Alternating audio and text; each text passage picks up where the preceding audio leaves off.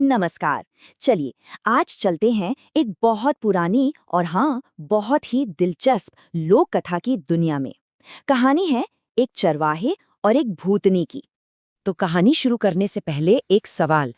क्या होता है जब अकेलापन और लालच किसी इंसान को एक ऐसी दुनिया में खींच ले जाए जो उसकी अपनी नहीं है?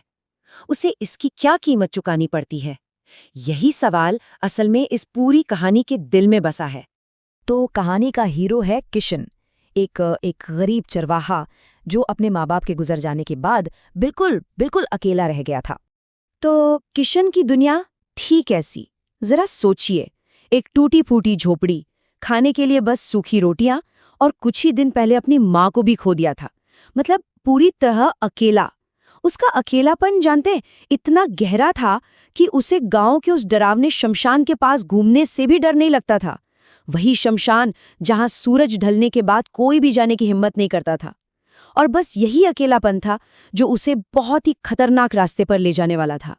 फिर एक रात उसकी जिज्ञासा, उसका कौतूहल उस पर हावी हो गया। शमशान में उसे एक अजीब सी रहस्यमयी रोशनी दिखाई दी। माँ ने कसम दी थी कि वहां कभी मत जाना, पर वो कसम तोड़कर उस रोशनी के पीछे चल पड़ा। और बस यही वो पल था जब उसकी जिंदगी हमेशा हमेशा के लिए बदलने वाली थी। तो अब कहानी में आता है एक नया मोड़। किशन की मुलाकात होती है एक ऐसी दुनिया से जिसकी उसने कभी कभी कल्पना भी नहीं की थी। अच्छा, आगे बढ़ने से पहले एक चीज समझ लेते हैं, ये भूतनी आखिर है क्या? देखिए, हमारी लोक कथाओं में भूतनी एक ऐसी अलौकिक शक्ति वाली स्त्री आत्मा को कहते हैं जिसके पास जबरदस्त ताकत होती है और जो अपना रूप भी बदल सकती है। तो उस शमशान में किशन को एक औरत मिलती है, इतनी सुंदर कि क्या कहें। और वो उसे ऐसा खाना खिलाती है, ऐसा स्वादिष्ट खाना जो उसने अपनी पूरी जिंदगी में चखा तक नहीं था। अब सोचिए, एक भूखे और अकेले इंसान के लिए ये औरत और उसका खाना किसी सपने के सच होने जैसा ही तो था। ये एक ऐसा लालच था जिसके सामने वो बेचारा पूरी तरह बेबस था। और फिर वो औरत उसके सामने एक ऐसा प्रस्ताव रखती है जिसे ठुकराना किशन के बस की बात ही नहीं थी। उसने कहा, अगर तुम मेरे साथ चलो तो तुम्हें रोज ऐसा ही लजीज खाना मिलेगा। अब किशन के सामने दो रास्ते थे, दो दुनियाएं। एक तरफ उसकी टूटी झोपड़ी, सूखी रोटियां और वो काटने को दौड़ता अकेलापन, और दूसरी तरफ एक आलीशान महल, तरह तरह के पकवान और एक खूबसूरत लड़की का साथ।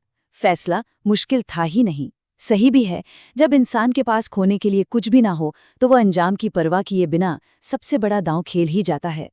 लेकिन ये नई दुनिया इतनी सीधी सादी नहीं थी जितनी दिख रही थी।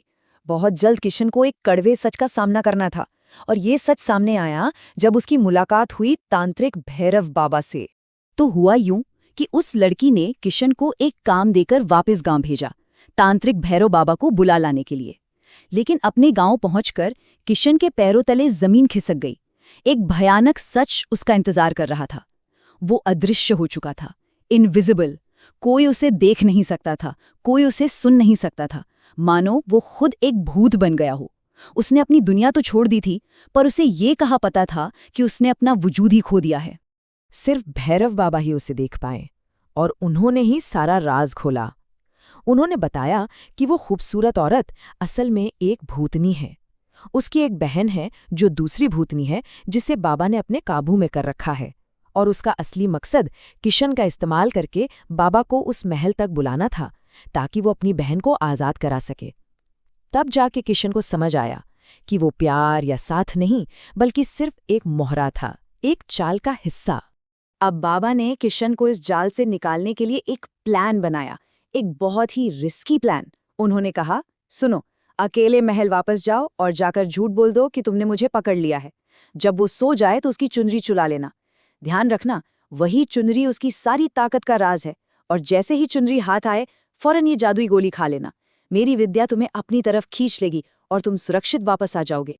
किशन ने हिम्मत जुटाई और बाबा के प्लान पर काम किया, और इसके बदले में उसे एक ऐसा वरदान मिला जिसने उसकी पूरी जिंदगी ही बदल कर रख दी। और हाँ, किशन कामयाब रहा।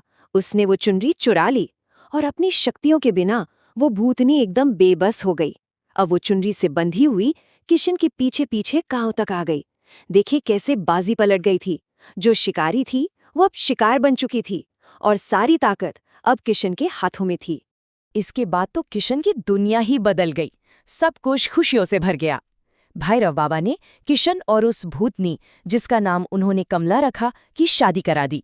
किशन एक कामयाब किसान बना, गांव का एक इज्जतदार आदमी। उनके 2 बेटे भी हुए, भोला और श्याम। साल बीतते गए, बेटे बड़े हो गए, बूढ़े होने लगे, लेकिन कमला वैसी की वैसी जवान और खूबसूरत बनी रही, जैसे वो एक जीती जागती याद दिला रही हो कि उसकी असली दुनिया कौन सी है। दशकों की खुशहाली, सब कुछ बेहतरीन चल रहा था, लेकिन अब कहानी पहुंचती है अपने आखिरी और सबसे दुखद मोड़ पर।